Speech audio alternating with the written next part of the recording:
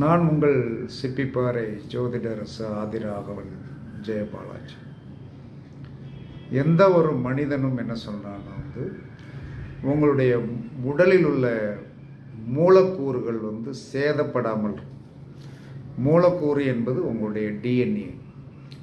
இந்த மூலக்கூறு சேதப்படாமல் இருப்பதற்கு நாம் என்ன பழங்கள் சாப்பிட்டால் நம்முடைய மூலக்கூறுகள் சேதமடையாமல், இந்த மூலக்கூறுகள் சேதமடைஞ்சிட்டுனா இன்னும் சரி பண்ண முடியாது.